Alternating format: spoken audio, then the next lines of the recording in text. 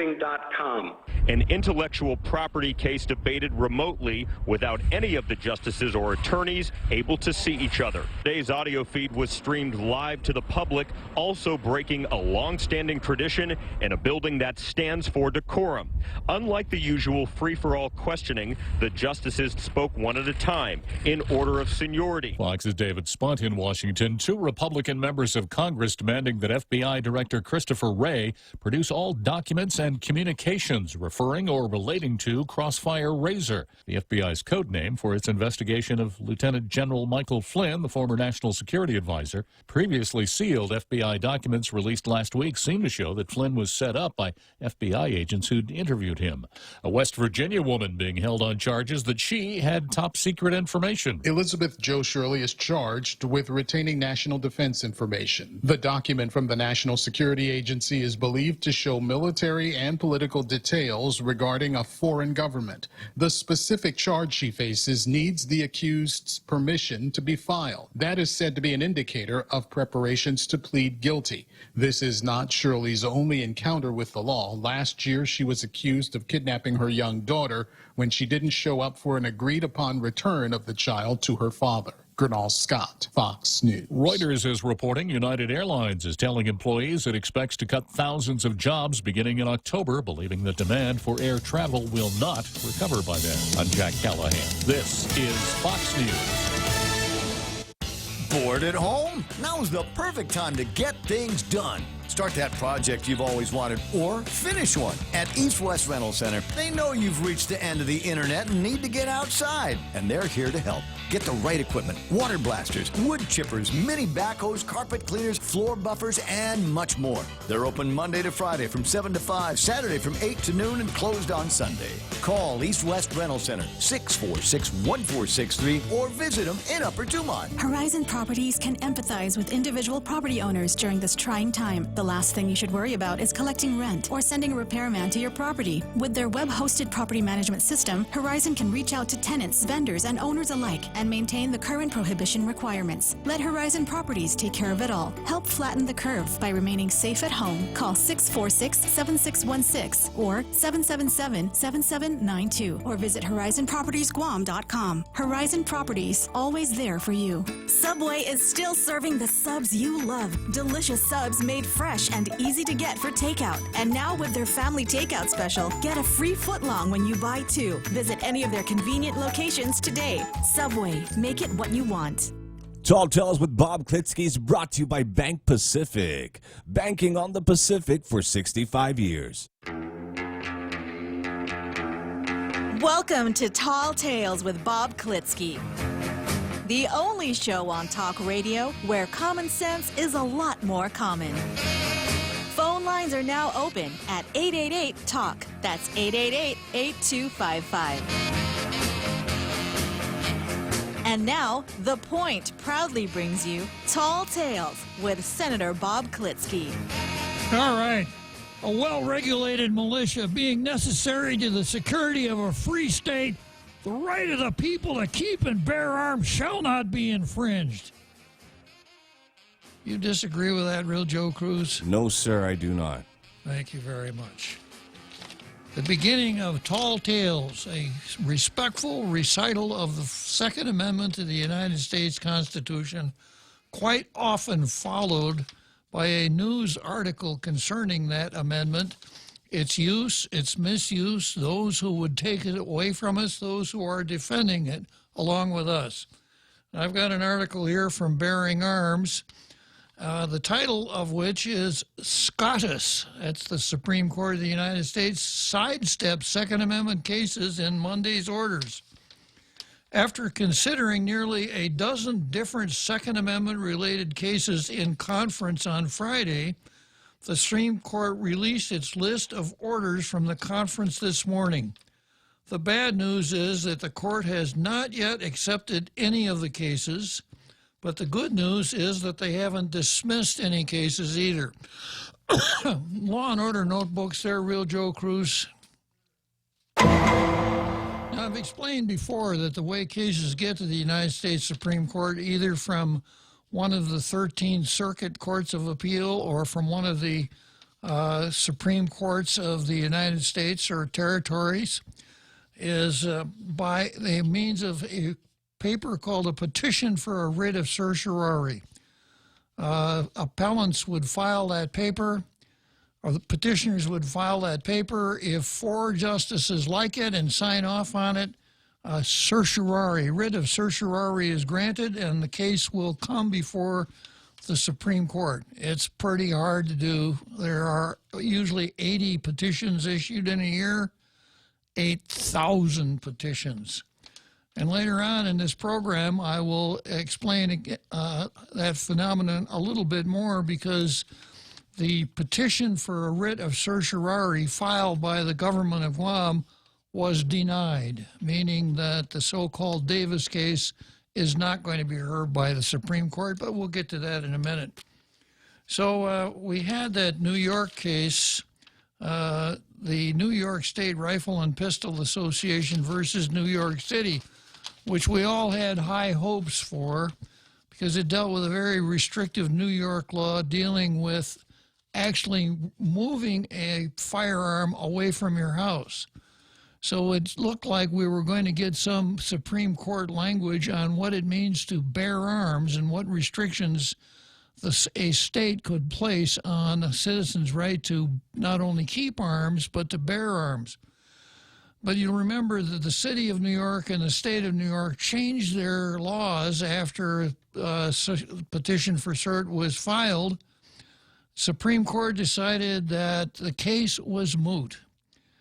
Some of the writings, some of the decisions of the Supreme Court suggested, though, maybe we can get to some of these questions in some of the other petitions that currently pen before the court. And that's what this article is about. None of those petitions were granted on Friday, but none were denied either. So they'll be what's called relisted, and they'll come back to the conference next Friday.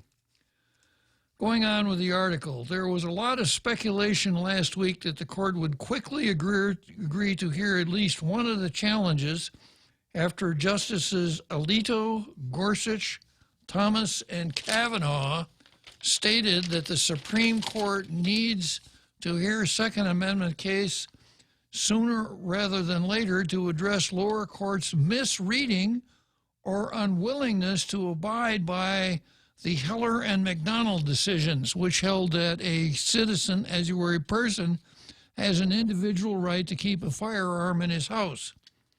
The justices made their statements in the opinions in the New York State Rifle and Pistol Association versus New York City case, which the court declared moot after New York City changed the gun transportation law that was being challenged. While it's disappointing that the court didn't take up a case immediately, it's not exactly cause for alarm. There is likely a lot of discussion among the 4 justices that have expressed a desire to hear a Second Amendment-related case about which the cases are ripe for review, and it only takes 4. So what they've got to do is sift through those petitions and figure out which one or which ones they want to grant cert on. Here's a quick look at each of the cases currently in conference. Note that more than half of the cases before the court deal with onerous carry laws that prohibit the average citizen from exercising their, even this guy, right?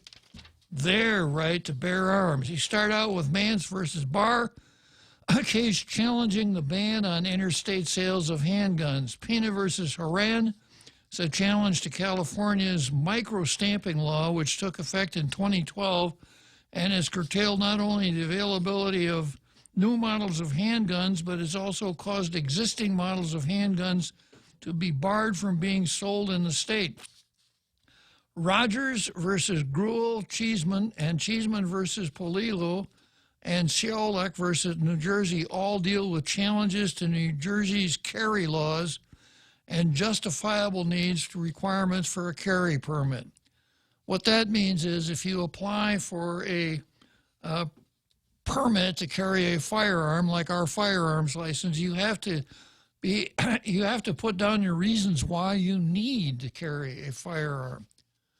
That used to be part of our law here on Guam for concealed carry. Anybody who was not a felon, etc., could get a firearms ID, but they could get a concealed carry firearms ID. The applicant had to put down his reasons as to why he wanted to be able to carry a concealed weapon. And we had a may issue statute rather than a shall issue statute. So it was up to the chief of police whether he wanted to issue the permit or not, almost completely at his own discretion. Got another case, Culp versus Raul. It challenges in Illinois barring residents from 45 other states from applying for a non-resident concealed carry law, while Wilson versus Cook County takes on the Illinois county's ban on modern sporting rifles. There are also two cases out of Massachusetts being considered by the court. A challenge to Massachusetts carry law called Gould versus Lipson and Warman versus Healy, and a challenge to the state's ban on so-called assault weapons, which are just the worst possible thing that anyone could ever have to see. You shouldn't, you should never even have to look at an assault weapon. They're so evil. Finally, there's Beers versus Barr, a case dealing with the lifelong prohibition on firearms for those who've been involuntarily committed to a mental institution. It's not unusual for a case to be relisted several times before being accepted by the court. In fact, the New York case was heard in conference 3 times before it was accepted.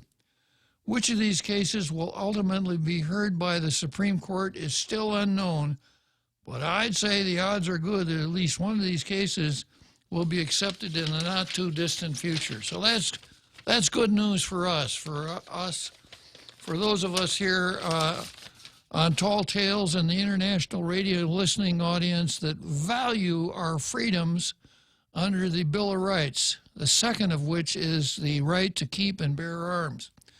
Okay, so from there, we proceed to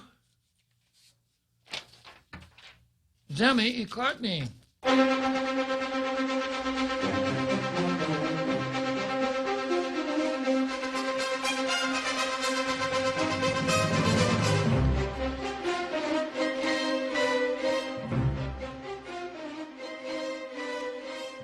And once again, I want to tip you off. After that big halftime show we have every day, we've got another episode of The 19th Floor. Yeah, so I know you love that halftime. I know you like to listen to the whole. There are folks out there that have told me, Bob, I wish your show were longer. Couldn't it be 3 or 4 hours? So I know we've got a lot of dedicated listeners out there, but you certainly want to stay tuned after the show. That's not the time to go get a peanut butter sandwich right after the halftime show, because we're going to make another visit to the 19th floor. Yeah. Okay, so once again, the Daily News. The Daily News ran a column by Catherine Cherkasky, a veteran former special victims prosecutor and current criminal defense attorney who specializes in sexual assault defense.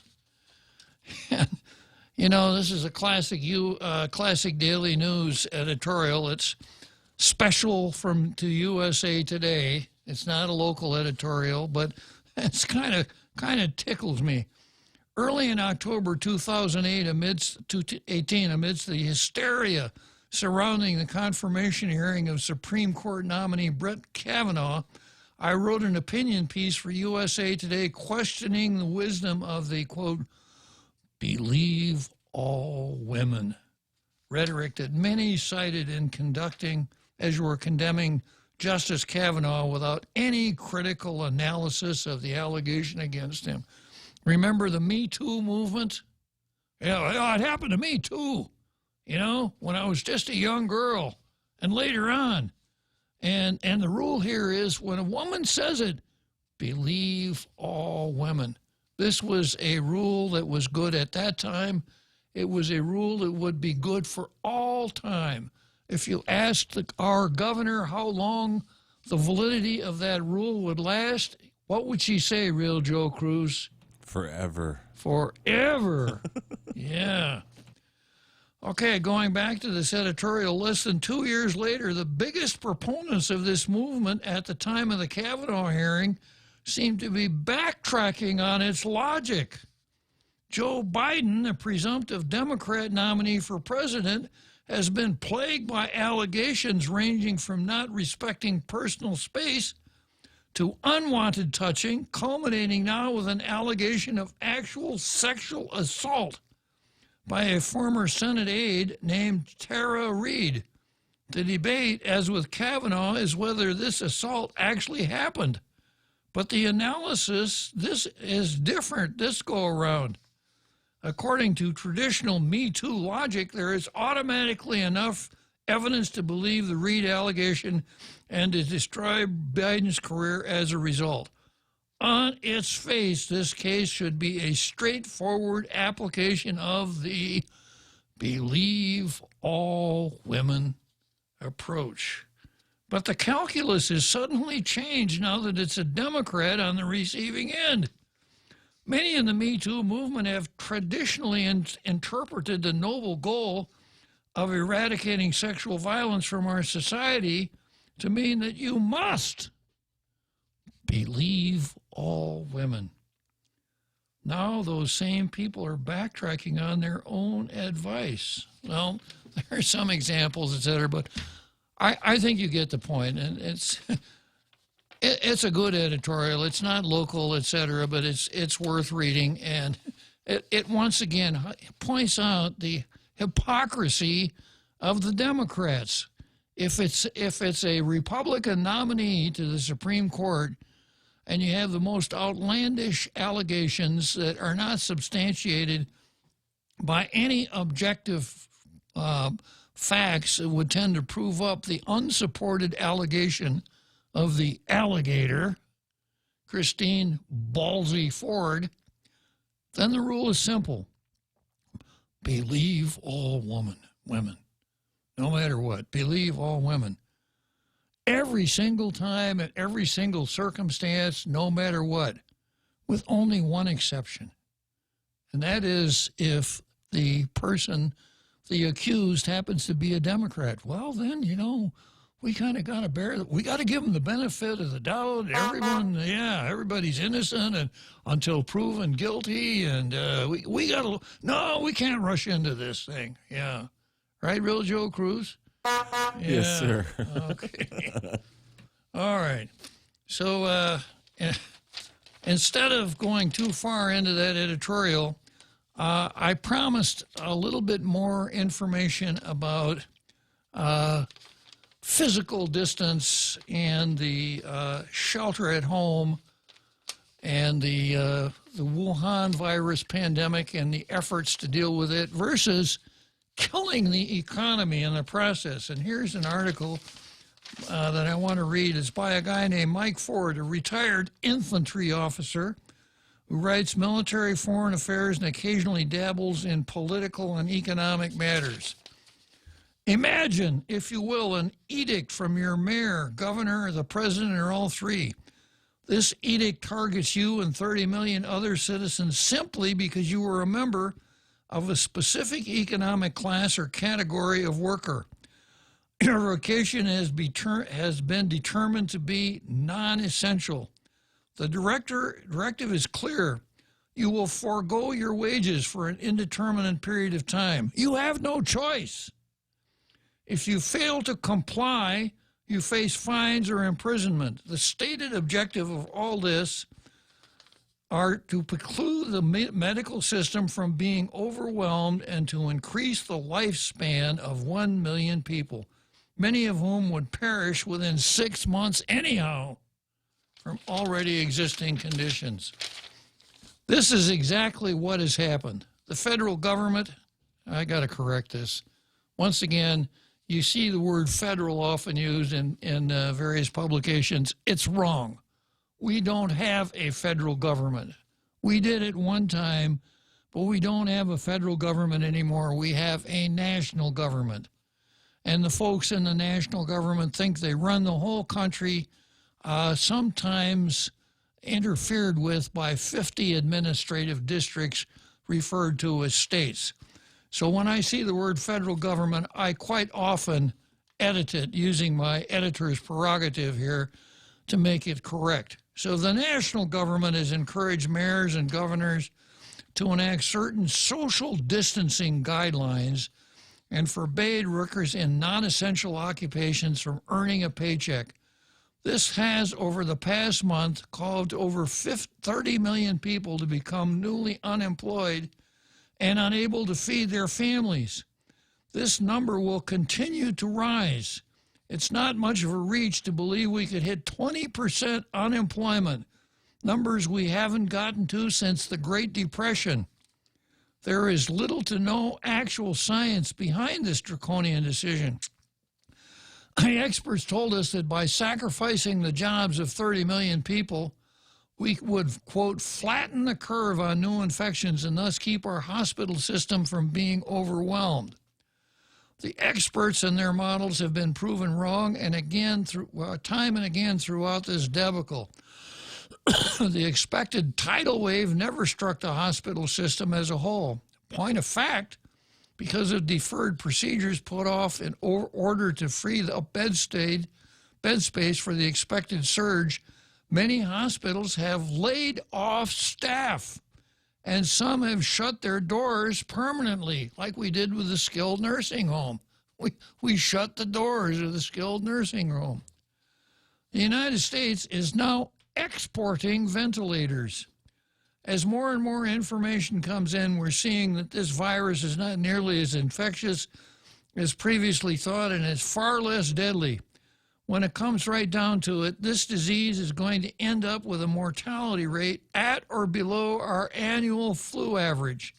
For that, we brought direct harm, pain, and suffering to 30 million other Americans. The Chicken Little folks, supporting Dr. Fauci and Colonel Birx, are claiming that we saved 1 million U.S. lives by shutting down our economy.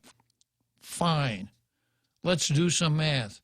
For the sake of argument, let's agree here that without closing up our economy, the number of U.S. fatalities would have reached 1.1 million.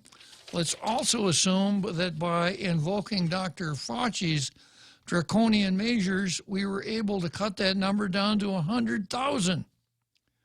Bottom line, for each life allegedly saved, we as a nation, the states and localities, severally demanded under threat of fines or imprisonment that 30 other non-essential American workers forego their paychecks. We, the corporate we, told select classes of people that we're going to essentially deny them the ability to make a living and without any sort of due process whatsoever. Basically, the governors and mayors, with the encouragement of the national government, denied the civil rights of broad swaths of the American citizenry. He didn't mention Commissar DeNarcy denying Catholics their right to sacraments, but it still fits in there. They abridged the right to earn a living on the unproven chance that it might save a stranger's life. What's worse, it wasn't even like we demanded that all Americans make this sacrifice. No, we actually forced the weakest among us to carry this load. Interestingly, I find anecdotally that the folks most interested in keeping this shutdown in place until we are, quote, perfectly safe aren't the hourly wage service industry workers who have been forced to shoulder almost the entire burden. Nope. It's the essential workers, people whose occupations allows telecommuting, the media, and of course, folks on government salaries. This will probably be the most prosperous time in the history of the GovGuam for government workers.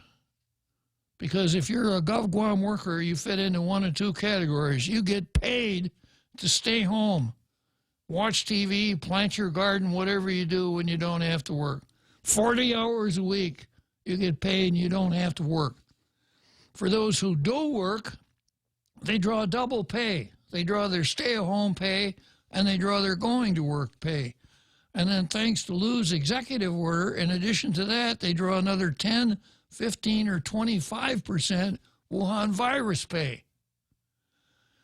There will be some who, because of the fact that not everybody goes to work, will get in a lot of overtime hours. So, you know, for some GovGuam workers, in fact, for all GovGuam workers, this will be financially the most prosperous time in many careers. Now, for those who are still around that are on the old plan, remember your retirement annuity is based on your top 3 years. It doesn't have to be 3 consecutive years. It doesn't have to be your last 3. It's any 3 years that you work for the government of Guam. Well, this Wuhan virus here is going to jack up a lot of retirement annuities. Basically, the governors and mayors, with the encouragement of the national government, denied broad civil rights to broad swaths of American citizenry. Mind you, none of the above was done via legislative action, which might have made it somewhat more palatable. It was all done via executive orders, big and small, as new data comes in. And by the way, we're going to talk about our own executive orders here and the governor's authority to rent hotel rooms without contracts. As new data comes in, we're seeing that all this had little to no effect on the spread of the virus nor the number of fatalities. We trampled on the Constitution, destroyed our economy, and wrecked the lives of millions of Americans for nothing, and we're not done yet. Pretty well put, Michael Ford. There's a Ford in your future. Okay, and then from there, we go to the Post. And here's the Post. Use of director's digital signature without her consent requires investigative follow-up. On March 18, 4 of Guam's hotels that were having cash flow issues because of the tourist industry turned down, each received a letter indicating they'd be in business with GovGuam. The letter to one hotel states, quote, "Pursuant to our agreement, the Pacific Star Resort and Spa is hereby directed to be used," referring to an isolation facility for travelers arriving on Guam who need to be quarantined for the first 14 days of their arrival.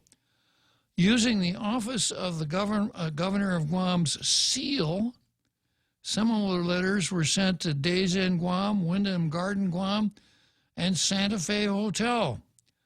GovGuam would pay for $100 a night based on a near 100% occupancy rate, regardless of whether the travelers fill each hotel or not. So we're going to give you $100 a night for the room, whether the room is occupied, doesn't matter. Some of the hotels are to be used as quarantine facilities for 60 days. Now remember that number, 60. With the March 18 letters, the hotels had been sending invoices to the Department of Public Health and Social Services. Director Linda Unpinko Dinarsi, also known as Commissar Dinarsi, is saying she didn't authorize the use of her electronic signature. And the officials who were communicating by email hadn't copied her on the email discussions involving the letters she supposedly signed. It's the first time I've ever seen that. I've not seen that at all. That's news to me as far as my signature. That's electronic, Unpinko Dinarsi said, in part when the Daily News, as your Daily Post talked to her on Friday. Well, if that's the case, then Linda Dinarsi, this is a clear case of forgery. This is not a whole lot different than me walking into the control room here, finding the real Joe Cruz's checkbook laying around, tearing a check out, writing a check out to myself for $100, and then signing on the bottom, the real Joe Cruz. It would bounce, sir. Say again? It would bounce. Not a very good example, Real Joe Cruz. Yes, sir. Yeah. Well, assuming that the Real Joe Cruz Had some money. actually had money in his account. I guess that's quite a leap of logic, right, Real Joe Cruz? Yes, sir. Yeah. Well, even if the Real Joe Cruz didn't have any money in his checking account, at the minute that I signed that check, that's forgery. So when I take that check down to Payless and try to spend it on Purine and all of the other things that I need here to survive during the Wuhan virus panic, that's called uttering. So I have committed a crime. It's a third-degree felony just by doing that. And if the Real Joe Cruz found out about it, the Real Joe Cruz could make a complaint to the police, and I might find myself in one of those isolation facilities, but it wouldn't be at the Pac Star. Okay, let's take a short break, and when I come back from the break, I've got Ken LG, the other governor, Leon Guerrero, who got a blue star yesterday. He's on the line.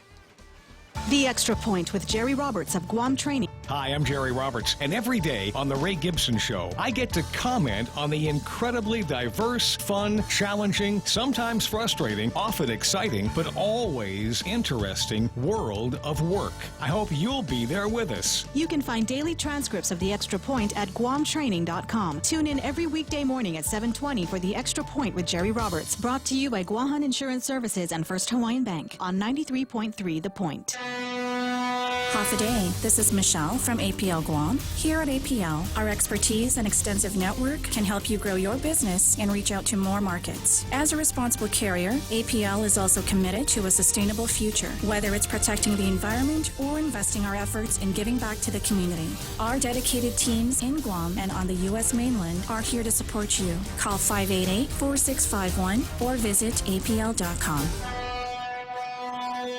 Tall Tales with Bob Klitzkie is brought to you by Horizon Properties. Call 646-7616 or 777-7792. You can also visit them at horizonpropertiesguam.com. Now, more Tall Tales with Bob Klitzkie. Spitting truth like watermelon seeds at a summer picnic. Call now, 888-TALK, 888-8255.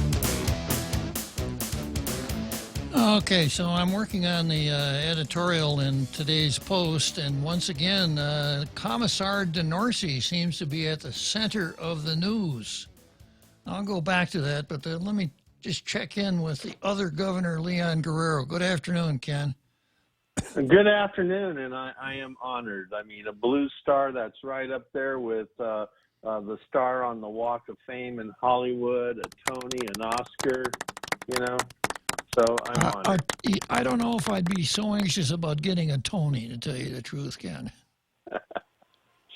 Well, you know, what we're looking at here is victory for the people today, because despite the governor's best efforts at arm twisting, the senators stuck with their original vote on Bill 333. And now that we're looking at the governor's spending plans, it is a good thing because it is so full of pork, it's unbelievable. I mean, $32,000 to Guam Water Authority for public service announcements. How does that make the quality of life better for the 30,000 people who were laid off because of COVID? The only way I could come up with an answer to that question would be if the Waterworks Authority used some of that money to advertise on the Point. Especially the Tall Tales show. Yeah. But unfortunately, they're spending $125,858 for personal protection equipment. You would think Guam Waterworks already provides personal protection equipment in their ordinary budget. So why are they going to these emergency funds that are designed to help take care of 30,000 people who've lost their incomes and are sitting there with empty pantries and threats of eviction? Let me toss you a softball, Ken. of that $100 and almost $20 million, how much was actually set aside for those people who are in economic distress? None. Not a penny so far. Not a cent. And I'm through 5 out of 6 pages. But, I mean, why are we spending $1.5 million to buy 2 new fire trucks? To the best of my knowledge, we haven't had any COVID patients spontaneously combust while in home quarantine. So why are we using these funds? Do you realize that $1.5 million could do a hell of a lot to get the SNAP applications processed so that the 30,000 new applicants can get food faster? I mean, yesterday or today in the paper, Public Health announced they processed 321 applications, and Department of Labor says that in excess of 38,000 people have been laid off because of the COVID. There's a big disconnect here. But COVID, Tim? You said COVID? Yes. What's that? That's the coronavirus. Oh, I forgot. I'm on Tall Tales. So Yeah. the Wuhan virus. Oh, okay. I didn't know what you were talking about there for a minute. Go ahead, Ken. It all depends on which station you're talking to, what to call it these days. All right. But $1.5 million for 2 fire trucks. Now, I can understand $495,000 for 10 police cars, but what they should do is take the entire $1.5 million and make it 40 police cars, because one of the problems we have with so many people out of work is we're already starting to see an increase in crimes and violence. And one thing we know is that the Department of Public Safety doesn't have an adequate number of vehicles for the officers they do have.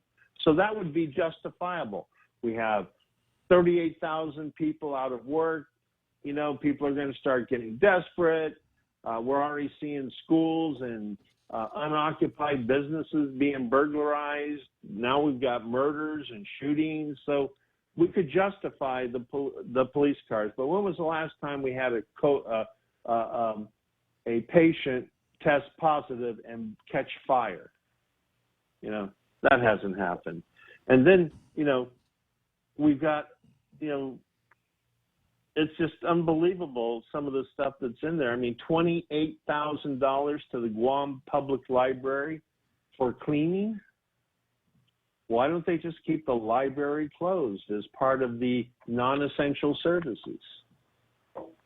So we need to go through this. I mean, this is buying 12 laptops for $30,000. I checked, and to get a high-quality laptop locally, off the shelf, starting at $795. So technically for 12 of them, plus bags and mice and stuff, you're looking at maybe $12,000. Why are we spending $30,000 on these laptops? And I think the answer to that question might depend on who we're buying the laptops from, Ken.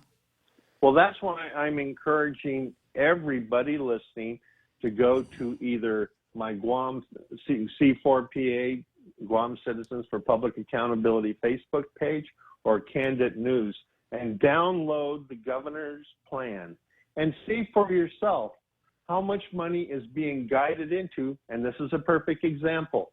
If you can buy a laptop for $795 without a government discount and without negotiating a bulk purchase, why are we paying almost $3,000 a piece for them? It's probably going to a politically well-connected insider. The same thing with the fire trucks.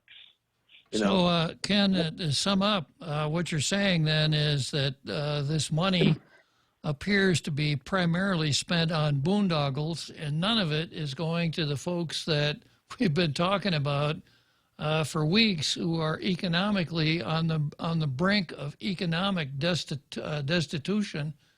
Yes, I mean, it's going for these various kinds of boondoggles, right? I'm outraged. I am outraged. You might hear it in my voice.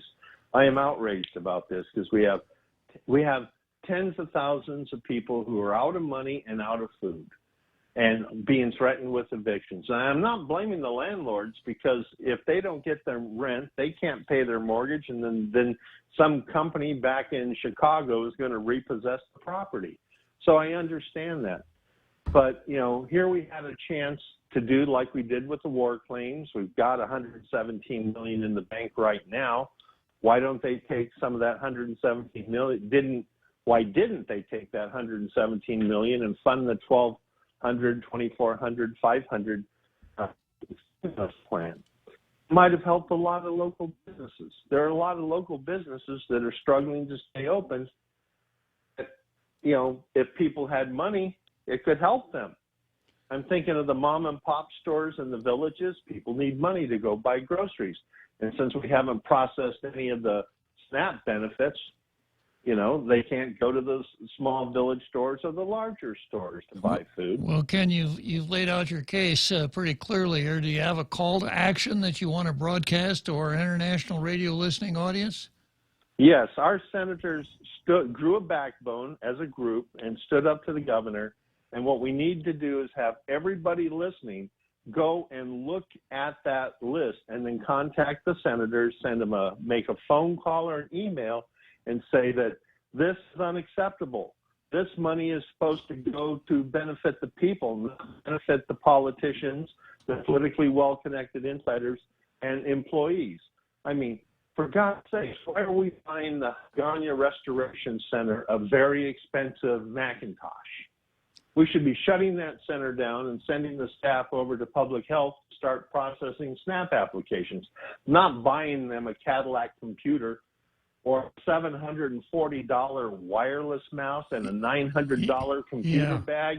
Are you kidding? So we got it, Ken. You laid out your case, and you've issued a call to action that everybody out there in our international radio listening audience should download these spreadsheets, take a look, I think there's enough in there that everyone could find his or her or their pet peeve.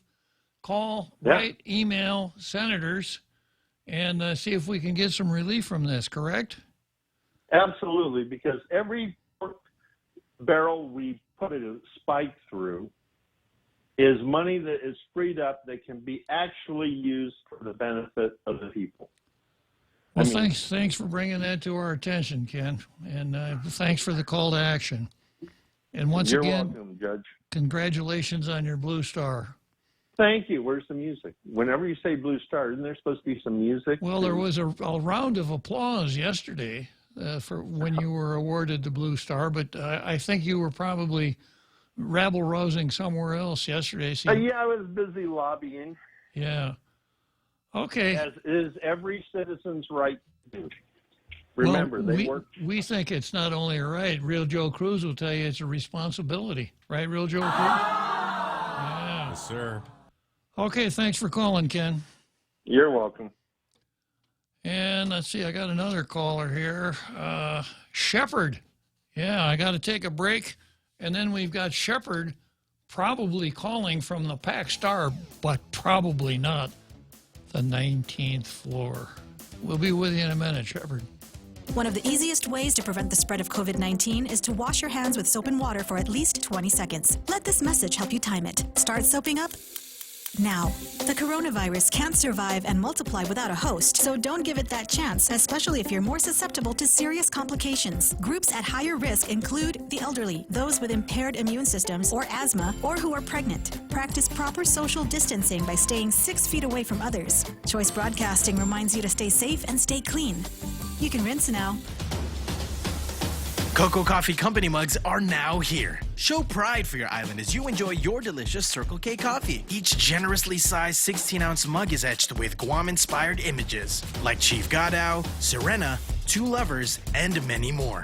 The Cocoa Coffee Company mug collection is available for a limited time only, so don't miss out. Get yours today and collect them all. Exclusively available at Circle K locations. A portion of the proceeds go toward the Cocoa Bird Recovery Program.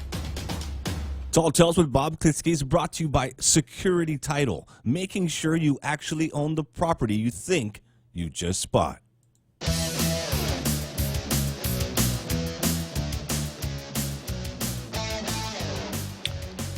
So here we are back again. We're still working on Zemi Economy. We're still in the Post, the editorial from the Post, but I've got Shepard on the line calling from Pac Star, right, Shepard? That's correct, Uncle Bob. I am at the Pac Star Penitentiary. How are you today? Yeah, I'm fine. So you're deep in the halls of the Gulag at the Pac Star. That's right. That's right. It's just every day is the same here at the. Anyways, I thought I'd call in and offer some old military wit and wisdom. I know you're an old soldier. True enough. And well, so and it has to do with if you're in a luxurious location versus a not so luxurious location like my current situation. For example, back when I was a soldier, if you were in Spain or Germany or Italy, you want to stay up all the time, have a good time. But if you're in the desert, Afghanistan or some not so well place, you want time to go by faster. The solution is that what we would say in the Air Force is if you could sleep for 16 hours a day, time goes by twice as fast. It's simple math. You don't need a DeLorean with a flux capacitor. All you need is a cool room and a sleeping mask. And if you can put 16 hours a day in the rack, then your time gets cut in half at wherever you're at. Did you ever hear that? No, but it makes a lot of sense. And that's the kind of thing I would expect to come from an Air Force guy. But anyhow. Well, yeah, right after we find the golf course and the oak club, you got to put in, you got to get your strategies down. But anyways, it's a matter of mathematics. And you can, and in my situation, it really helps to know these things. True. Anyways, that's all I had for you today. If you want to, if any of your callers have called and want to know what it's like here, maybe I can fill them in tomorrow. And, okay, that would be good, Shepard. I know that it would be asking you to do something that's way beyond the Call of Duty to see if you can find any intel about the 19th floor. I guess I could sneak out and take a look at the elevator and verify that there is a 19th floor. I haven't seen it myself. It probably goes from 18 to 20, the elevator. Yeah. Well, our supreme leader, our supreme Gov Guam leader, I don't think her elevator goes all the way to the top, just between you and me. Okay, Shepard. All right, you take it easy. Thanks for calling. Yeah. Yeah, that's our correspondent in the Pacific Star Hotel. He's just 12 floors below the 19th floor. Deep inside, huh? Yeah. So back to the editorial here. I was just talking about if Linda DeNorsi, one would think that Linda DeNorsi would beat a path over the police department and say, hey, somebody forged my signature. Or she could write a letter to the Attorney General saying, hey, look, this is what happened. Somebody forged my signature.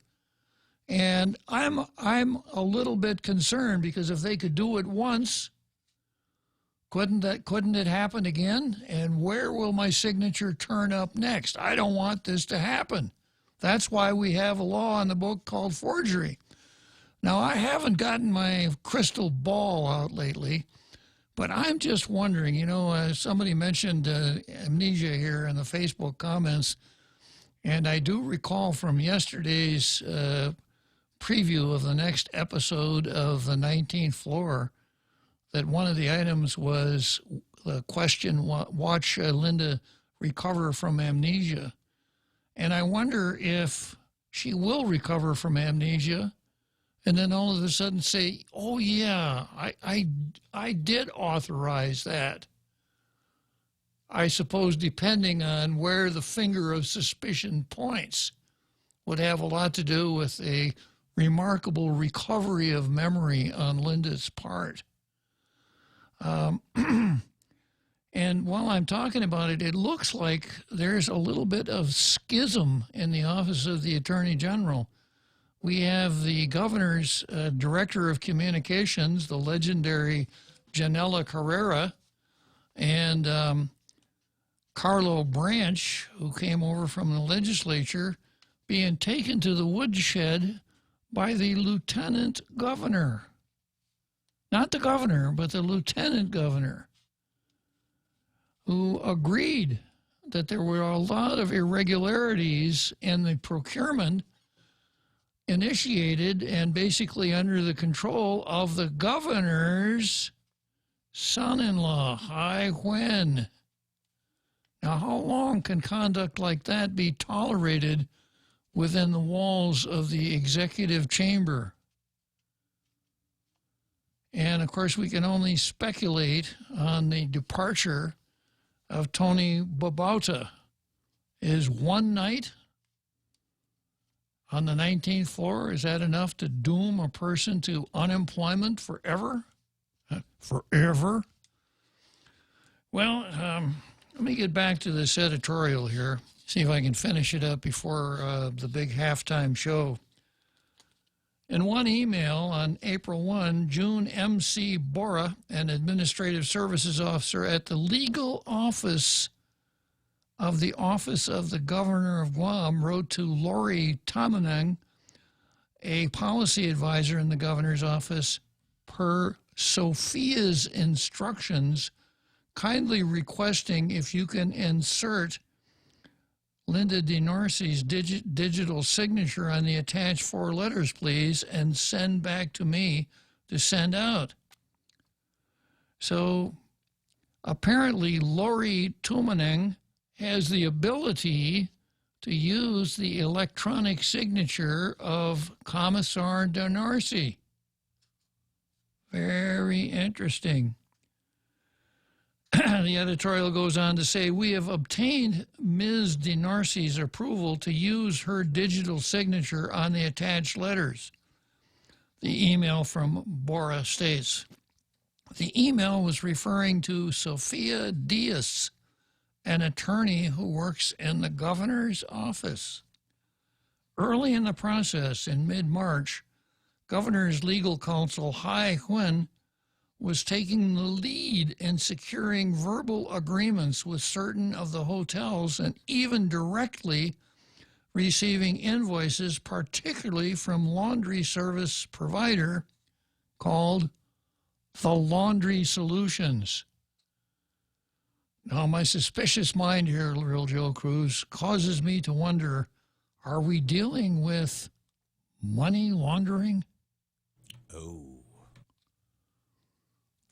It's called Laundry Solutions. An interesting name for a company. Yeah. Sheets, pillowcases, 10s, 50s, 100s, anyhow.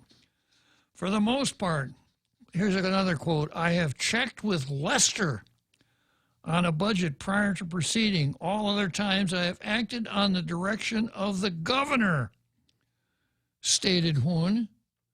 So he's ratting out his mother-in-law. She told me to do it. Hoon, who is the governor's son-in-law, and an email to budget and finance officials in the Office of Civil Defense in late March. Hoon was referring to Lester Carlson, the administration's budget director. Carlson had emailed other officials in the administration to inquire about the availability of funding for the hotels out of an initial $7 million Wuhan virus response budget from the local government. Please confirm the $4 million set aside for quarantine facilities remains largely intact, Carlson had emailed. Besides the use of public health director's signature without her knowledge, as she stated, the issues with hiring of these hotels have been compounded by the lack of contracts to formalize the deal before the government started paying. And the officials involved have agreed or have known that advance payments were being made even in the advance of contracts because, as Hoon has stated in emails to other government officials, the hotels were having cash flow problems. The local government's spending on the quarantine hotels has encountered another wrinkle. Officials are now realizing the signatures needed to be changed to include the Office of Civil Defense, which is handling the emergency Wuhan virus-related procurement, and that there should have been a former paper trail process before the government committed to the spending. The Post reported last week that the hotels have been invoicing GovGuam even without the execution of formal contracts. The Pac Star has been sending invoices every 2 weeks to GovGuam at an estimated total of $1.6 million in 6 weeks, based on its initial invoice to GovGuam. After 6 weeks, Wyndham Garden was estimated to receive $604,800, while Days Inn was estimated to receive $184,000 based on initial invoices. GovGuam plans to keep the hotels as quarantine facilities for 60 days. All right, let's take a break for that big halftime show, and we'll come back to this right after the halftime show. And, well, that is after the halftime show and the next episode of The 19th Floor.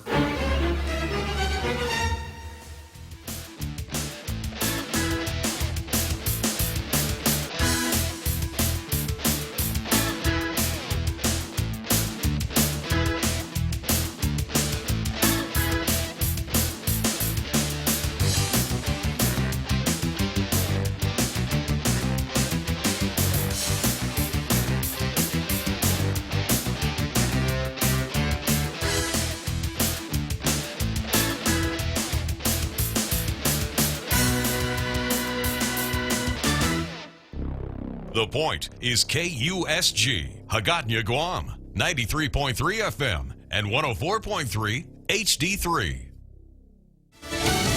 Pushback on a dire report. I'm Jack Callahan, Fox News. As states begin to reopen, the Trump administration downplaying a report warning of a possible new spike in coronavirus cases. The White House pushing back hard on an interagency report from FEMA that shows in the next month the number of coronavirus deaths could rise to 3,000 per day. In a statement, the White House saying this is not a White House document, nor has it been presented to the coronavirus task force or gone through interagency vetting.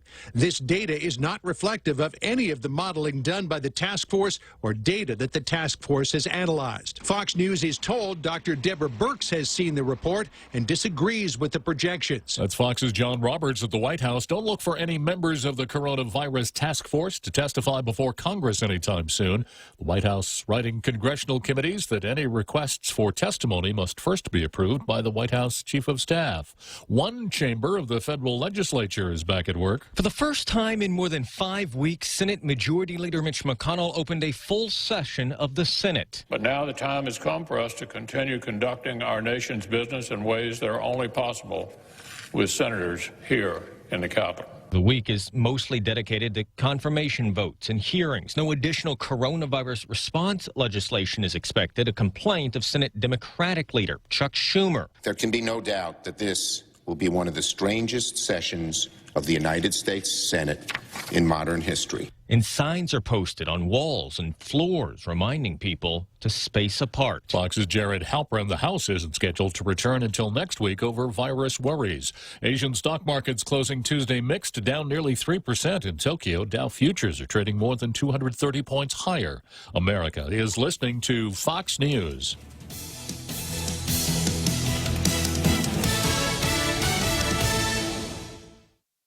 Bored at home? Now's the perfect time to get things done. Start that project you've always wanted or finish one. At East West Rental Center, they know you've reached the end of the internet and need to get outside, and they're here to help. Get the right equipment: water blasters, wood chippers, mini backhoes, carpet cleaners, floor buffers, and much more. They're open Monday to Friday from 7 to 5, Saturday from 8 to noon, and closed on Sunday. Call East West Rental Center, 646-1463, or visit them in Upper Dumont. During this time of great uncertainty, Security Title is working to support our essential banks. We are working for the family who would have been homeless if their purchase was delayed, for the family's refinancing to lower mortgage payments, for the contractor who is frustrated fronted the cost to build a home, and the surveyors, appraisers, inspectors, and the realtors who cannot make a living without selling a house. With our office doors locked and our essential team members complying with all government protocols, in our own small way, Security Title continues to serve our community.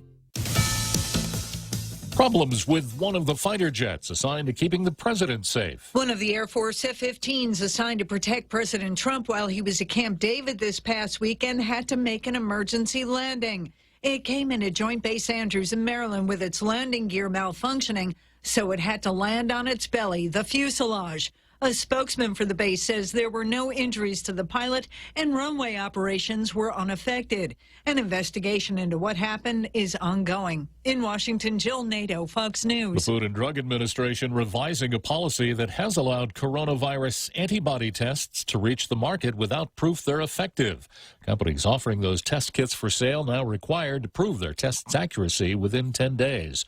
The Treasury Department says it plans to borrow nearly $3 trillion in the second quarter of this year as the government deals with the ongoing pandemic. A man facing a second trial for the fire that killed 36 partygoers at a San Francisco Bay warehouse back in December of 2016 has been released from jail over coronavirus concerns. But Derek Almina still faces trial on involuntary manslaughter charges, and he must wear an ankle bracelet until then. By now, you have no doubt heard of the so-called murder hornet native to Asia that's now been spotted in Washington state. But as Fox's Tom Graham reports, the problem is in Louisiana is an aggressive chicken. There's plenty of excitement in Walker, Louisiana, as police are on the lookout for what's being called an aggressive chicken. Witnesses say the stork raven mad bird has been spotted at a local bank several times, approaching frightened customers at the ATM, chasing them, and even trying to climb in their cars in the drive-thru.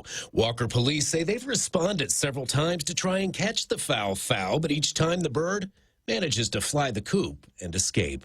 Tom Graham, Fox News. And I'm Jack Callahan. This is Fox News. Hafidi, this is Kayla from APL Guam. Here at APL, our expertise and extensive network can help you grow your business and reach out to more markets. As a responsible carrier, APL is also committed to a sustainable future, whether it's protecting the environment or investing our efforts in giving back to the community. Our dedicated team in Guam and the U.S. mainland are here to support you. Call 588-4651 or visit apl.com. GRMC's cardiology department treats most complex heart problems.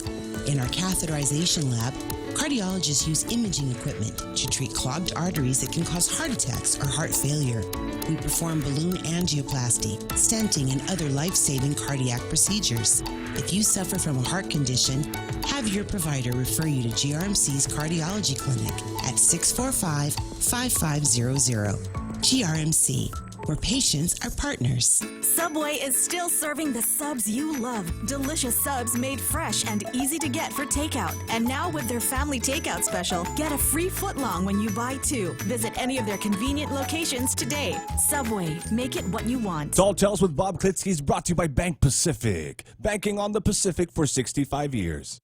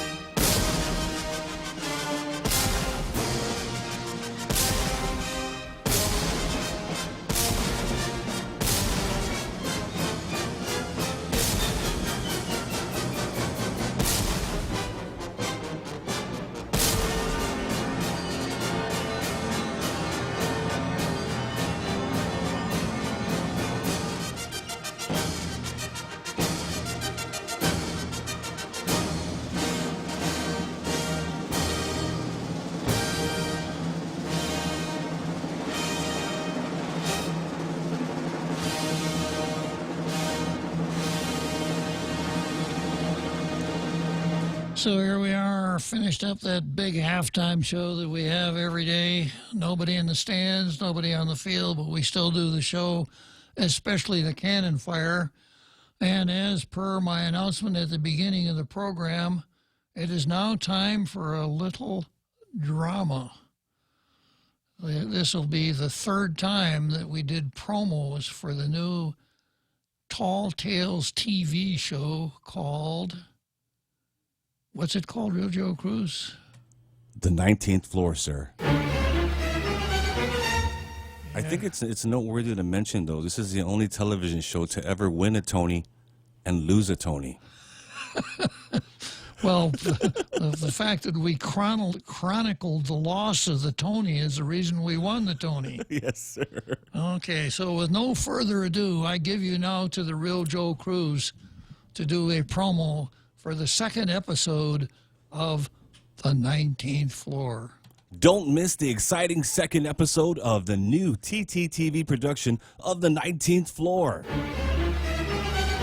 In the first episode, you saw a star-studded cast headed by Tony and Rebecca take charge of the 19th floor until Tony was exiled from the 19th floor to a less comfortable place than Suite 1909, under the bus.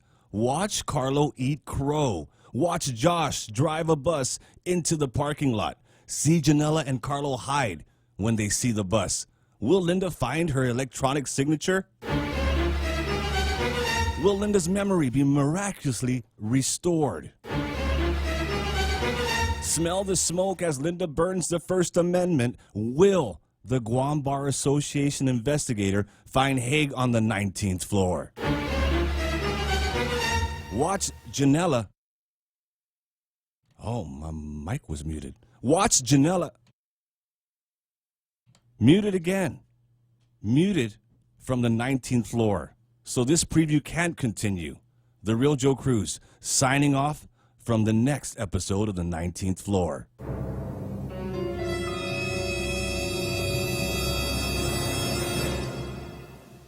So as you were trying to do the preview, your microphone, you didn't do it yourself? No, it was being cut, sir.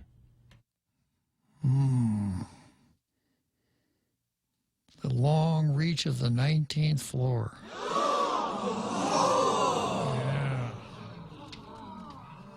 Oh, okay. I guess we got to make sure we're really careful here with, virus detector. I don't know if it's even a virus from the 19th. We got enough trouble with viruses with the Wuhan virus, right? Yes, sir. Yeah. A lot of 19s involved. Yeah. Okay, well, let me get back into this editorial then. Thank you, Real Joe Cruz, and thanks for trying to tough it out with that. Oh, no problem, sir. It seems like folks in the media business have to put up with muted microphones from time to time. Oh, thank you very much, sir. Yeah. Oh, come on now. Everybody sit down, please. Thank you. All right. Guam's elected attorney general, whose job is to review the legality of government contracts, when sought for comment on Friday, stated, "I see nothing." No, that was from the 19th floor, wasn't it? "We cannot comment on ongoing procurement, but our office's role is to review contracts for legal compliance, including laws that are triggered when a public health emergency is declared, and we will continue to fulfill this duty." Oh, I feel so much safer already. By April 17, weeks after the letters were sent to the quarantine hotels to which GovGuam made a commitment to pay, government officials exchanged another set of emails that acknowledged they do need to go through the General Services Agency for that type of spending, as well as the Office of Civil Defense, quote, for certification, especially because they would like to request to get reimbursed by FEMA. In another email, officials discussed the fact that federal funds for Wuhan virus relief efforts had arrived, and the intent was to use the funds for the quarantine hotels. Budget Director Carlson said he met with GSA head Claudia Akfaji and Civil Defense's Charles Esteves earlier on April 17. This meeting was held after Bertha Duenas, a member of the governor's fiscal team, had raised the flag that the procurement documents for the quarantine hotels must go through GSA for the procurement record in civil defense for certification. I think yesterday this was referred to in the 19th floor as Bertha put her foot down. Claudia had a suggestion, which she will be seeking to run by the Chief of Staff on this matter. I'll defer to Claudia to speak to the Chief of Staff and see what direction comes out of this plausible alternative, Carlson said in his April 17 email. There's a lot here for any government officials with watchdog roles to dig into. We'll see if they're willing to take on this investigation. Yeah, there is plenty here. I mean, this would make, Law and Order lasted 20 seasons. If the Law and Order screenwriters picked this up, it could go for another 20. This would make Perry Mason look like a children's show in comparison. Yeah, there's a lot of stuff here. Well, no question about it. Today,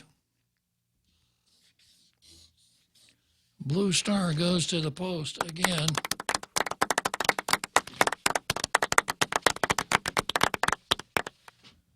And that takes the Post up to 196. Daily News 57. And on the card today, I have Janela, parenthesis, the button man, versus the media. Now, I need to explain what a button man is. Button man is talk that is heard amongst the criminal element. A button man is someone who kind of remains in the background and eliminates serious problems. But in this case, that's not Janela's job description. Janela is a button man. She's not a man, of course. Although nowadays, I don't know if that makes any difference, right? Yeah.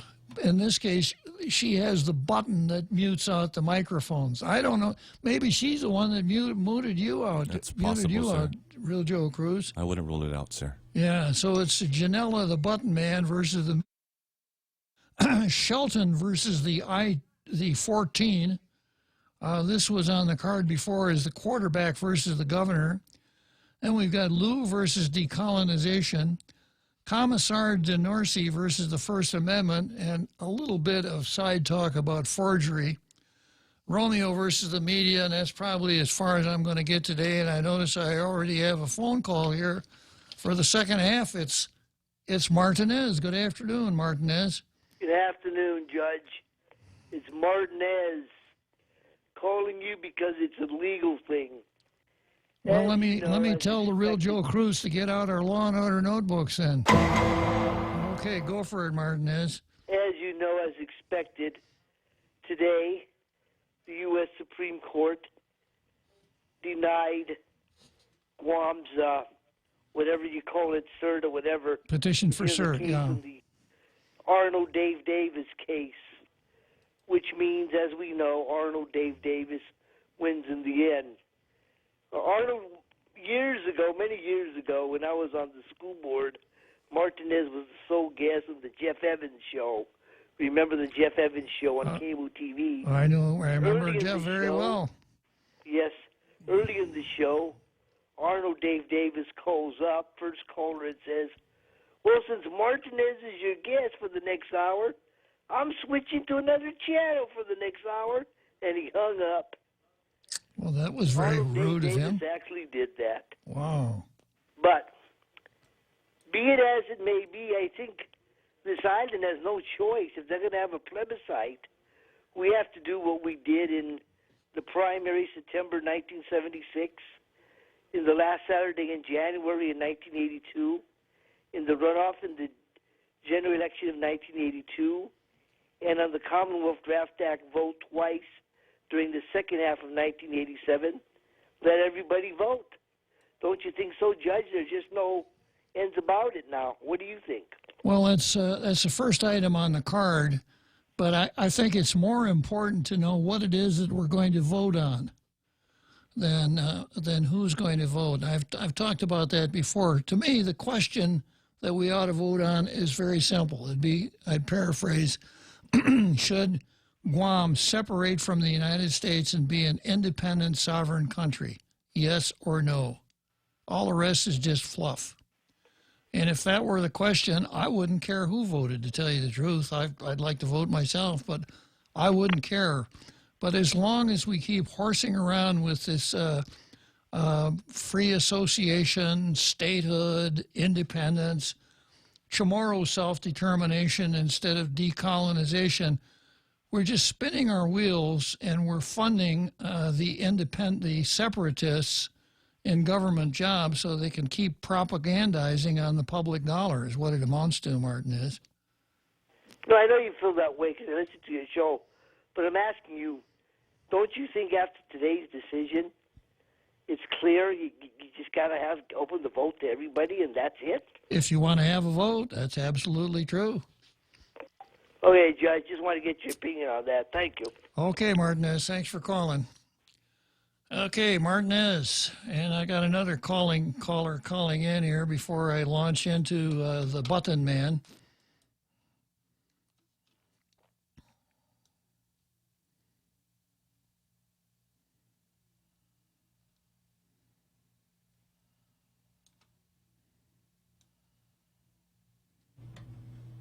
Our Fred, line 2, sir. Our Fred. Good afternoon, our Fred. Hello, our Fred. Oh, I was just. Am I muted? No, you're there for our Fred, and unless Janella is remotely muting you, you're there. You're here. I did my infamous. Well, is the real Joe Cruz muting? No, he wouldn't do that. He's been the victim. He wouldn't do that to somebody else. Oh, okay, just checking. Good. So hey, I wanted to just reiterate on the last caller about Dave Davis's case and about propaganding the whole thing. I think our representatives will continue to propaganda this. Call it trying to be independent, sovereign, and all that, because that's kind of what the people want to hear.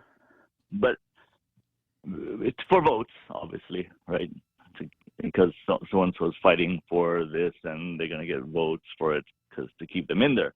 But I think with this pandemic, we know how much we need the full cooperation of the U.S. government and the federal funds, and how beneficial it is for every local, be it every Guamanian. And we need the U.S. flag, and we need the U.S. funding and the federal aid that comes with it. And I don't think we want to jeopardize any of that and change our status, because look who we're counting on now, Uncle Sam. Even though we have the money here, but you see how it's not being released and how it's affecting the families and the people here. So, but when Uncle Sam's money comes in, that has to be distributed hands down. So we kind of see how important Uncle Sam is to us, and we need the backing of Uncle Sam. What do you think, Bob? Well, it's a small island in a really, really big ocean, isn't it, our Fred? Yes, it is. We're far away. Yeah, and I suppose we could imagine what it would be like if we were living in an independent Guam without that national government lifeline. I wouldn't look forward to it. I mean, it's nice to, you can I want to use that word propaganda. You can propaganda to make it feel like, yes, we dictate what goes on in our island, and that's great. If we were self-sufficient and raise our own, grow our own food, and can have our own industries to sustain ourselves, like say Seoul or South Korea, but we ain't no South Korea or we're not Australia where we don't need a backing of a big country. I think it's a blessing to be backed by the U.S. And look how many, almost $1 billion are pouring into the PUA fund, the PUA fund. What's it called? A pandemic unemployment assistance. Sure. Almost $1 billion, close to, is what, 960 million? Just consider it $1 billion.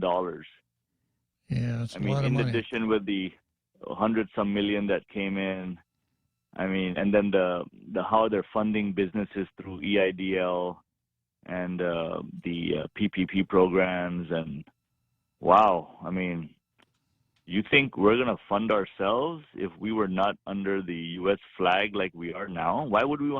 Why do we want to mess with what we got going on? I agree 100%, our Fred, and I've said that over and over again. I hear people talking in glowing terms of an independent Guam and all of the wonderful things that could happen. I just don't see it, frankly. No, that's saying no sirree, Bob. You're right on that, We, Fred. I mean, the people, I just want them to know is don't get caught up in propaganda where, you know, it's painted nice and we vote those people in who paint a nice picture for us. But in reality, when we come down to disasters, there's no FEMA, there's nothing there for us. Well, one of the people that likes to paint that picture is someone you mentioned at the beginning of your call. That would be Titano. Yeah. Oh, yeah. Well, I hope no one else starts propaganding when she's out, you know. Okay. Okay, well, thanks a lot for calling in, and I hope you're enjoying your new title, our Fred. I am. When real Joe Cruz asked, who's this? I said, our Fred. There we go. Yeah. Thank you, Bob. Quite a Appreciate distinction. it. Nice talking to you, our Fred. So that was our Fred. And let's see, we've got another Joe on the line. And I notice we have a Joe Cruz on Facebook. Now, that's not you, is it?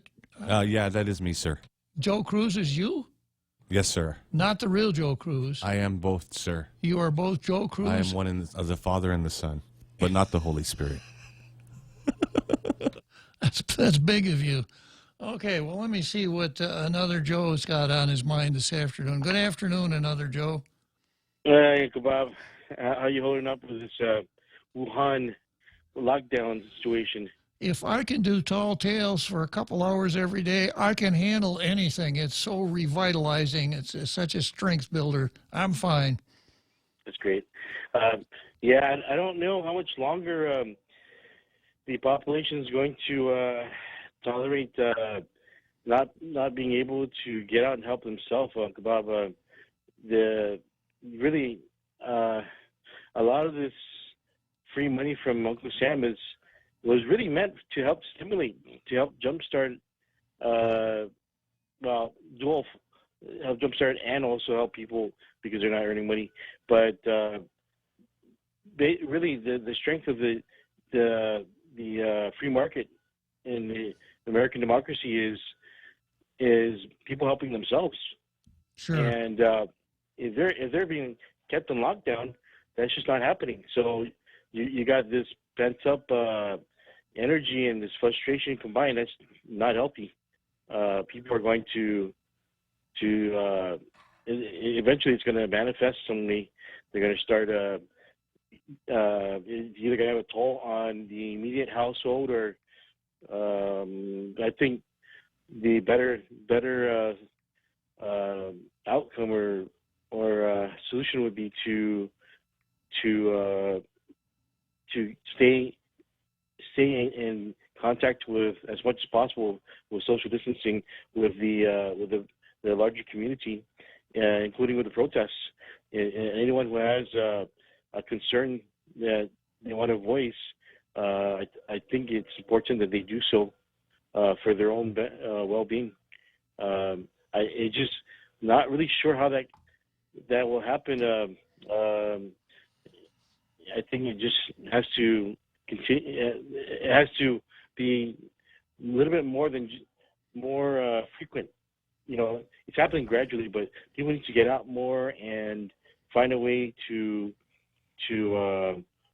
be seen and heard. I don't know if the signs would do it. But what do you think of Kababa? Do you think that sounds about right as far as overall the staying healthy in the Guam's community? Well, I think we got to get back to work, and I keep, raising this question. Okay, we've got a Wuhan virus, and we have ways of dealing with the Wuhan virus, but are we really overreacting? And is the cure worse than the disease? And I'm starting to feel that way. Well, I'm pretty close to feeling that way. That we could do the physical distancing, and we could do what I call the pay less rules just about everywhere, and let people go back to work and earn a living. Otherwise, because we're not producing anything. If we're not producing anything, no wealth is created. If no wealth is created, we're draining wealth out of our community, and the amount of wealth to be drained is limited, especially on the individual person basis. We're sitting at home, we're in fear for this virus that might take our life. But they say about if anyone who's gardened or grown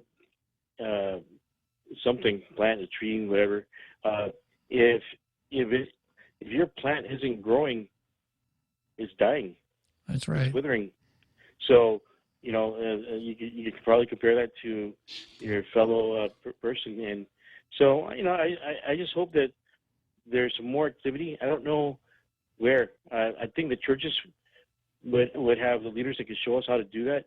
That could be a good first start. I don't know when's the earliest. Did they say when's the earliest we can go back to the churches? Well, the church has finally done what it should have done in the very beginning, and that is the church has said we're going to celebrate our sacraments, commissar de norte or no, and we will enforce the payless rules ourselves. And they should have never asked for permission. They should have just done it from the beginning. And the same goes for actually having services inside the churches. We could do the same thing, maintain the physical distances, the masks, etc. I agree. Hey, thanks for your time, Uncle. I appreciate it. Okay, another Joe. So we're coming up here to the seventh inning stretch, and after the seventh inning stretch, I've got Senator Chris Duenas, and then after that, our Carl. The Extra Point with Jerry Roberts of Guam Training. Hi, I'm Jerry Roberts, and every day on The Ray Gibson Show, I get to comment on the incredibly diverse, fun, challenging, sometimes frustrating, often exciting, but always interesting world of work. I hope you'll be there with us. You can find daily transcripts of The Extra Point at guamtraining.com. Tune in every weekday morning at 7:20 for The Extra Point with Jerry Roberts, brought to you by Guahan Insurance Services and First Hawaiian Bank on 93.3 The Point. Cocoa Coffee Company is now available at Circle K. Single origin coffee beans carefully sourced and locally roasted to give you the freshest cup of coffee Guam has to offer. Grab a cup that's brewed every 30 minutes or purchase a bag of the locally roasted whole beans. Flavors now serving: light medium roasted Ethiopia and medium dark roasted Jamaican Blue Mountain. Exclusively available at Circle K. With every Cocoa Coffee Company purchase, a portion of the proceeds will go towards the Cocoa Recovery Program. Tall Tales with Bob Klitzkie is brought to you by Horizon Properties. Call 646-7616 or 777-7792. You can also visit them at horizonproperties.com.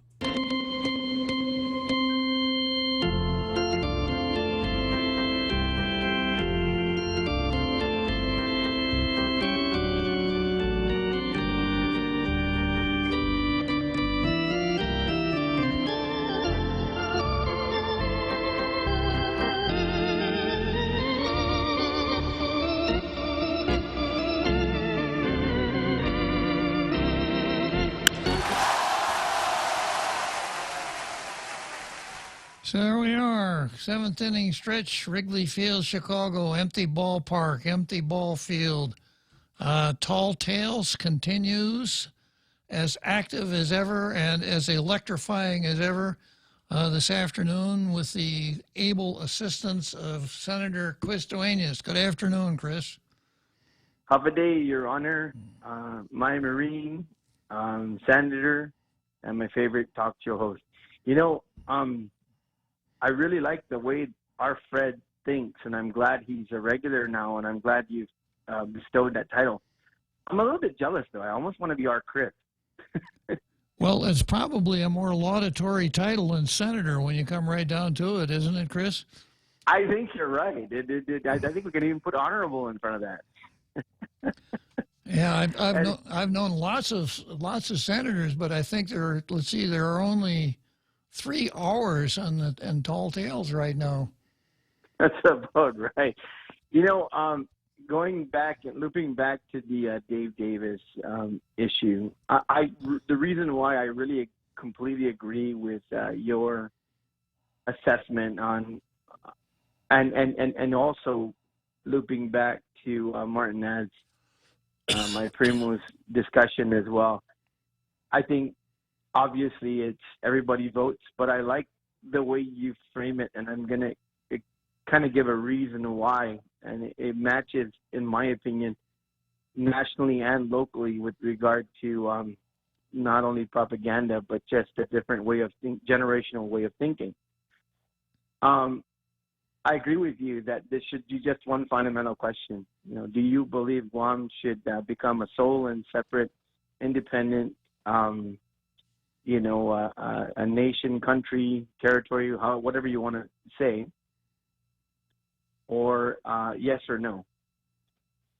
And the reason why is because the major movement towards discussion about independence per se is really at the level of the university, and a lot of young people who relate to it or think they relate to it just not becoming educated, I believe, similar to the way that many young people and millennials stateside view socialism. Can you see the comparison? I can very easily, and I've drawn the link between the two on this program, Chris. You know, the reason why, Senator, my friend Bob, that I like your approach is not only just because it's a simplified approach, but it causes one to do their research and not simply accept being fed information. Right. Because when you ask that question, and when a younger person, because I've had this conversation with some of the younger people in my family, when you ask the question that way, they have to think about it. And they have to formulate what does this mean in terms of the possible separation? What does it mean in terms of it? And they can't be fed, well, no, we're going to have control of this. And, it's like, I loved you on the campaign trail when you used to say, a Lexus in every driveway, roads paved with gold. I'd like to tell you all these things that I'm going to do for you. And then you would drop in with your cold hard reality. Yeah, that's right. When next I love time your campaign speeches. Next time you go to RevTax to get new license plates, you'll not only get new license plates, you'll get a new Lexus. That's right. Yeah. It'll just be distributed to you. Yep.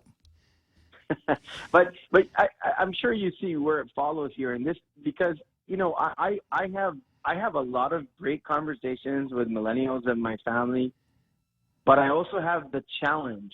So I always, when it comes to the challenge, it seems like when you have to force them to dig for information is when you have a better conversation. Because if they've been fed information, they simply become argumentative because they may have formulated a desire and a like. It's almost like eating any ice cream, right? I mean, I just like this ice cream. I don't care what anybody says. This is my ice cream. But the fact of the matter is, yeah, it's great, but it might not be great for you. Maybe you want to go to yogurt. Maybe you want to go to something else that may taste as good, but also may be better for you. But you can't get anybody to think until you force them to think. And that's why I like your approach. I'm sure to those who would want to influence the vote, they wouldn't like that. But I think that the fundamental question like that forces each and every individual, regardless of what your age group is, regardless of where you come from, what your background is, then you have to do your own research to ask, why would I say yes or no to this question?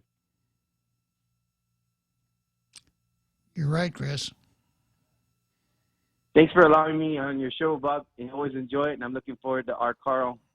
As you said, there's only 3 entitled with that, so I'm going to listen to our friend. Yeah, it's an extremely beneficial title. So thanks for calling, Chris.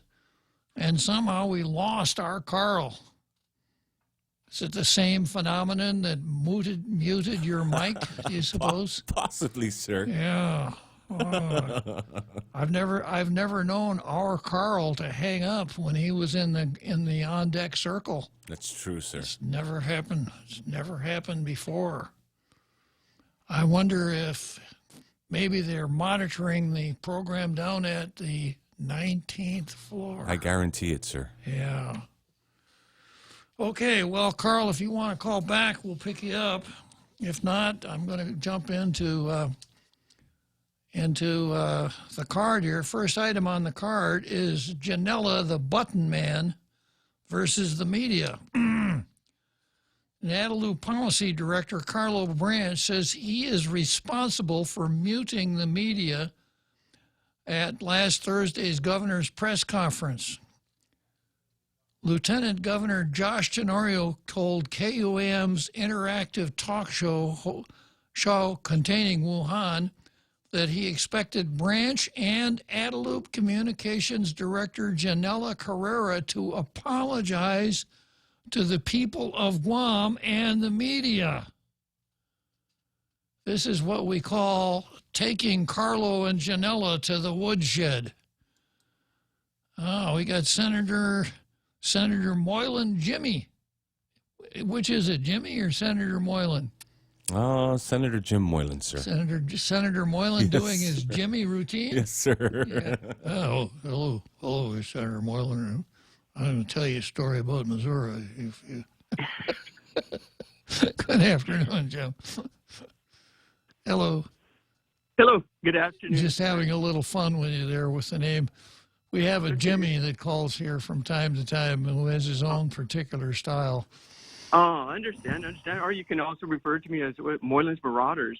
That's an old one, if you recall that one. That's right. One of the most ferocious combat units ever to put on an Army uniform. Moylan's Marauders. Yeah. Thank you there, sir.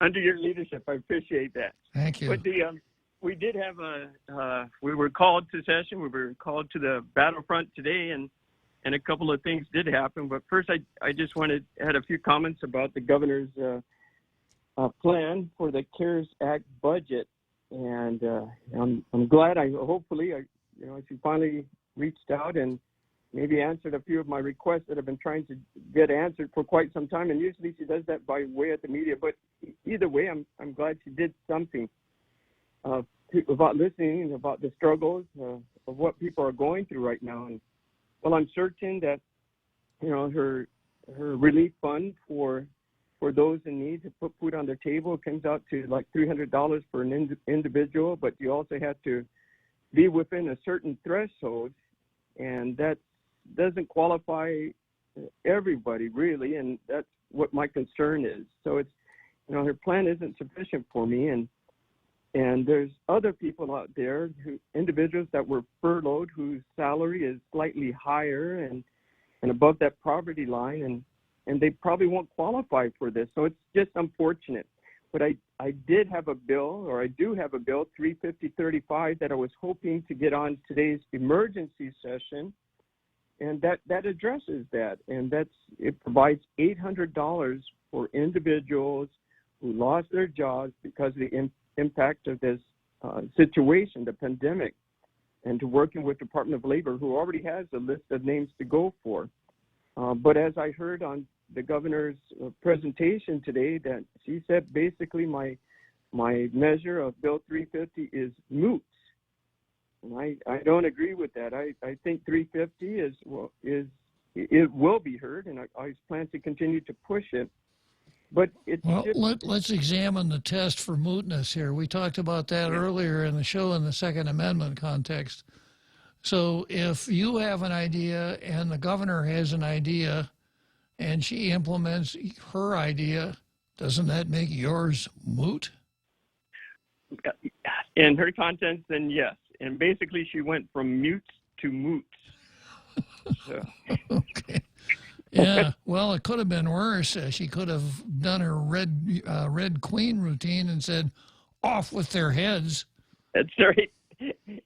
Off with their heads. Feed them to the lions and all that. But today I could have had Bill 350 on the floor on the emergency session, and we were in emergency session today, and we addressed one thing, which I'm glad we did, 333, to override the governor's veto, and it worked. It was 14-0, so that's great. 14-0, 14-0, Jim? 14-0 was the vote count, yes. I'm sorry, 14-1, thank you, 14-1. Yeah. Okay, yes. Yeah. And then recess, right? And then coming back after recess, I'm expecting, just like a movie, you go into intermission and you come back and you watch the rest of the movie. But right when we came back from recess, we went into closing remarks. So I made the motion. It's like, I don't understand why we're going into closing remarks. We've only discussed one matter.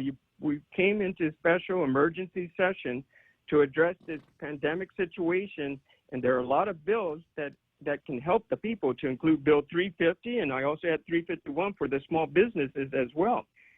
So I motioned to say, let's go back to motion so we can do this and address more bills. I got 4 votes for that, so I needed, of course, I was short. So I'm just disappointed. This shouldn't be this way. It's like this agenda for today's emergency session was already predetermined. Like they seem to have had their visual or their Zoom conference with the governor to discuss things on Sunday and knew exactly what they wanted to do. And that's not right. That's not fair for the people of Guam. If we're just going to come together for an emergency session and just discuss one thing only, when we had the whole day, is this what we do? We might as well just be a part-time legislature if that's what we're going to do, because we seem to be functioning that way. And I, now we're just going to have to wait for the end of the month for regular session and go through our public hearings. But this is the opportunity for the legislature to shine. And we did not. We just basically seemed to take orders from Adelup. And if that's the case, why do we have 2 separate branches of government? And why do we have a full-time legislature? Make them part-time, and let's just move on. But I just wanted to express that to you, Bob, and it's disappointing. Okay, I have a question and then a comment, Jim. So when the vote came on for the override, how many senators passed instead of voting? There was 0. There was 0. It was a fast vote there. How ironic, huh? Yes. How ironic. Yeah. And then the second thing, my second comment, 14 went for an override. 14 is more than 8. And what can you do with 8 votes?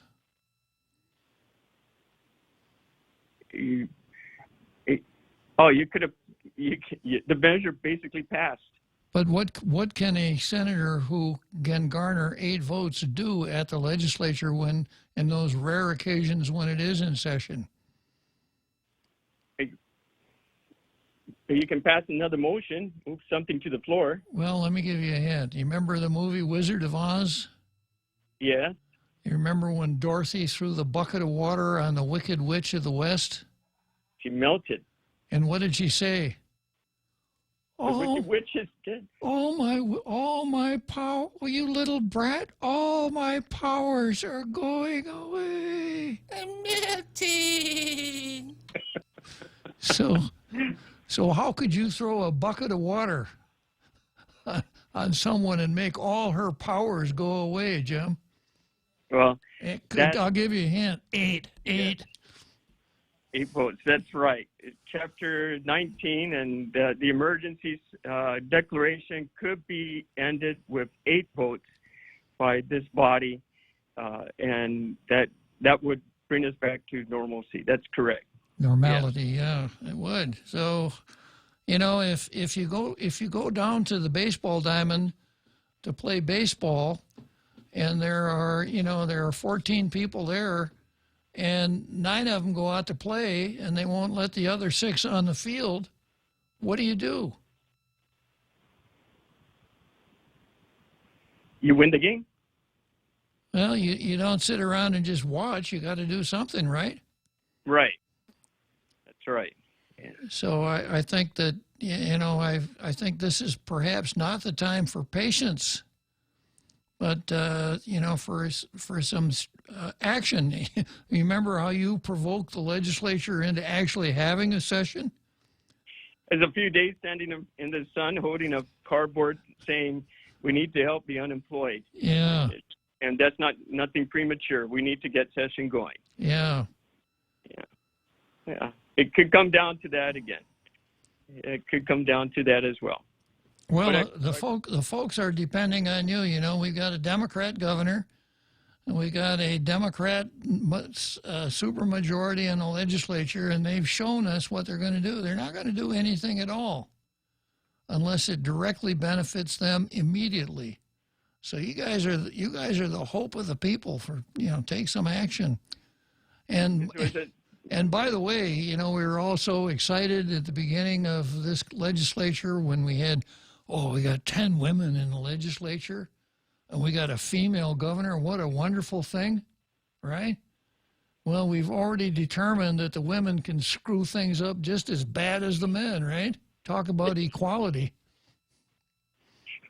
There's equality there. It was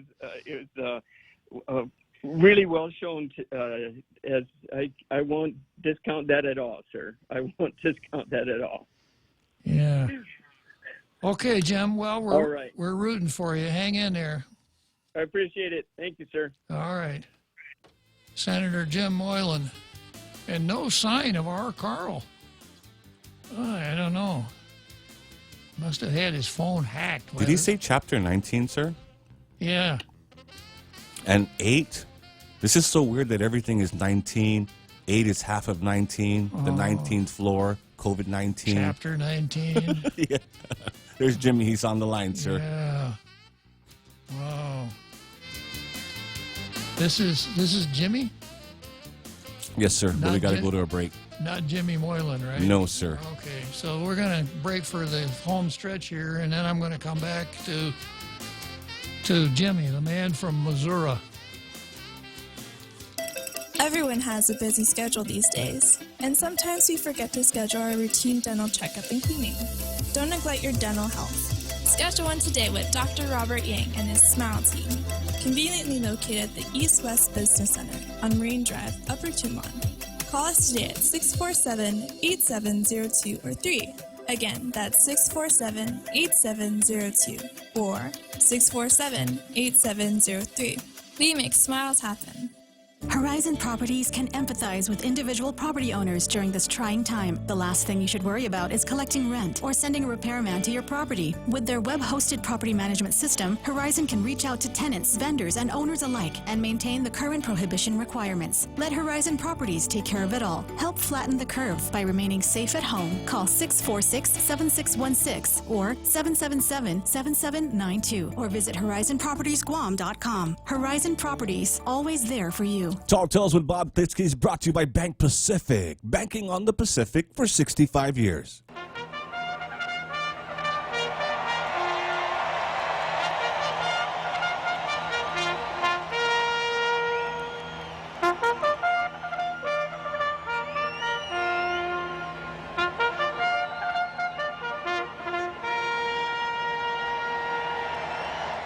Did you say Bank Pacific?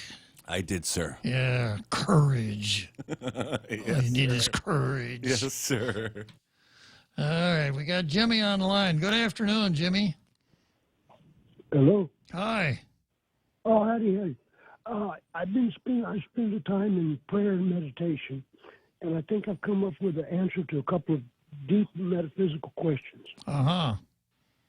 Do you know how many angels can dance in the parking lot of a Catholic church on Guam? That's an interesting question, but I don't know the answer, Jimmy. I've worked on how many angels can dance on the head of a pin, but this is a much bigger problem. Yeah, well, the number of angels that can dance in the parking lot of a Catholic church on Guam is just as many as the Gov Guam will allow. Good answer, yeah. And how many angels can dance on the 19th floor of the Pacific Star Hotel? Well, that's really an imponderable, Jimmy. Well, none, because there's some places even angels fear to tread. You're right on that, Jimmy. Yeah. Okay, that's all. I'll talk to you later. All right. Thank you very much, Jimmy. Yeah, the 19th floor, or even angels fear to tread. That's our Jimmy. Well, I got a little time here. I was going to start with Janela versus the media. Janela, the button man, versus the media, but I don't think I'd have time to finish it. So maybe I'll just cruise through Facebook here and see what comments we were able to prompt today. Starting out with Ishmael. Damn this weather, Janela, Janela. Where's my umbrella? The people are crying about federal money, and how much they whine is kind of funny. They cry so much, I got to wear my rain boots, thinking they can get me with a silly lawsuit. I'm a banker. No one knows money the way I do. And I'm rolling in dough thanks to the Wuhan flu. Ain't no other governor who can play the game the way I play. And I'm the mother flippin' queen, and my lieutenant governor is gay. I'm surrounded by those who praise me. Damn it, Janela. Sometimes it does. It jumps out of my hand. Yeah, I lost it. Okay, so we got Sherry Iriarte. We got Troy Torres. Welcome, Troy. We've got Elizabeth Mendiola Kitito watching and listening. Jose Martinez. Linda DeNarcy simply forgot she suffered from amnesia. So she forgot that she suffered from amnesia. Yes, sir. She forgot to remember. Yeah, she forgot that she suffered from amnesia. And the reason that she forgot, probably because of the amnesia. And Joe Cruz, this is you, isn't it? I believe so, sir. Yeah. And you're pointing out that Ken beat Martinez to the phone. Yeah. There's always a race, right? Yes, sir. And then Lynn McAfee, you wouldn't spend, remember I was using your check as an example for forging and uttering and things like that till you broke the spell by telling me the check would bounce. Yeah. Typical Joe Cruz. Lynn McAfee asks, you wouldn't spend Joe's check on toilet paper? Oh. After what he told me about the money in his account, I'd probably use it for toilet paper. Boris Hirschlet, Section 5 of the governor's 118,000 Wuhan virus relief budget lists $20 million in small business grants. Anybody know how to avail of those grants? I think first thing you got to do is go over to the Pac Star and take the elevator up to the 19th floor. But